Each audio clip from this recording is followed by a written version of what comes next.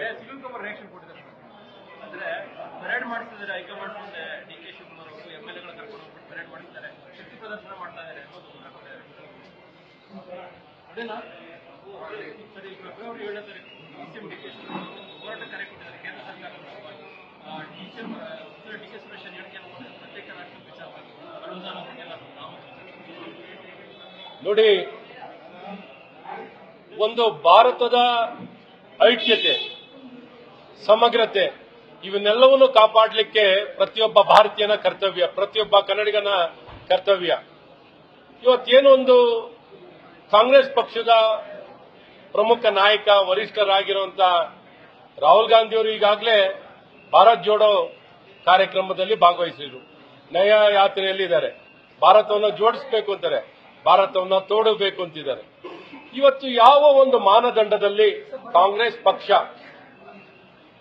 ಇವತ್ತು ಆರ್ಥಿಕ ವ್ಯವಸ್ಥೆಯಲ್ಲಿ ಆರ್ಥಿಕ ವಿಕೇಂದ್ರೀಕರಣ ಸ್ವಾತಂತ್ರ್ಯ ಬಂದಾಗಿಂದಲೂ ಎಷ್ಟೆಷ್ಟು ಹಣವನ್ನ ಟ್ಯಾಕ್ಸ್ ಅಲ್ಲಿ ಗಳಿಕೆ ಆಗಿದ್ದು ಕೇಂದ್ರ ಸರ್ಕಾರಕ್ಕೆ ಗಳಿಕೆ ಆಗಿರುವಂತದ್ರಲ್ಲಿ ಯಾವ ರೀತಿ ವಿತರಣೆ ಆಗಲಿಕ್ಕೆ ಮಾನದಂಡಗಳು ಏನು, ಆ ಮಾನದಂಡಗಳನ್ನ ಸ್ವಾತಂತ್ರ್ಯ ಬಂದ ಕಾಲದಿಂದಲೂ ಯಾವ ರೀತಿ ವಿಕೇಂದ್ರೀಕರಣ ಆಗಿದೆ ಅನ್ನೋದು ಕಾಂಗ್ರೆಸ್ನವರು ಮಾತಾಡಬೇಕು.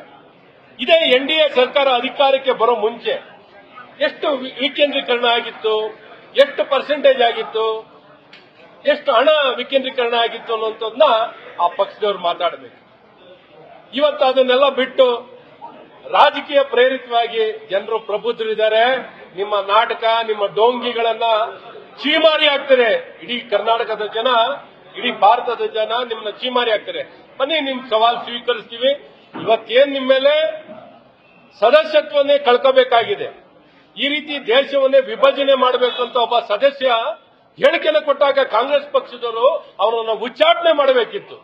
ಉಚ್ಚಾಟನೆ ಮಾಡೋದನ್ನು ಬಿಟ್ಟು ಅವರನ್ನ ಕರ್ಕೊಂಡೋಗಿ ಪ್ರತಿಭಟನೆ, ಧರಣ, ಯಾವ ಲೆಕ್ಕ ಸ್ವಾಮಿ? ನಿಮ್ಗೇನಾದ್ರು ಸಂವಿಧಾನದ ಮೇಲೆ ಪ್ರಮಾಣ ವಚನ ತಗೊಂಡು ಸಂವಿಧಾನದ ಪರಿಪಾಲನೆಯನ್ನು ಮಾಡದೆ ರಾಜ್ಯದ ದೇಶದ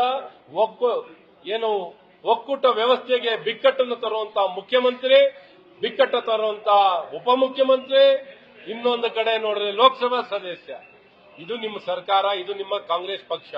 ಹಾಗಾಗಿ ಸಂಪೂರ್ಣವಾಗಿ ಖಂಡಿಸ್ತೀವಿ.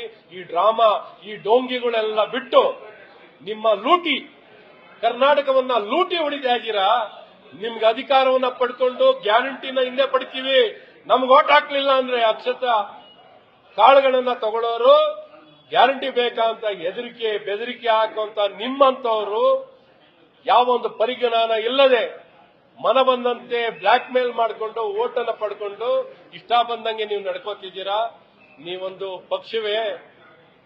ಸಂಪೂರ್ಣವಾಗಿ ನಮಗೆ ಅವಮಾನ ಆಗೋ ರೀತಿಯಲ್ಲಿ ಇವತ್ತು ಕಾಂಗ್ರೆಸ್ ಪಕ್ಷ ಅಗೌರವವಾಗಿ ಜನರ ನಂಬಿಕೆಗೆ ದ್ರೋಹ ಬಗೆಯುವಂಥದ್ದು.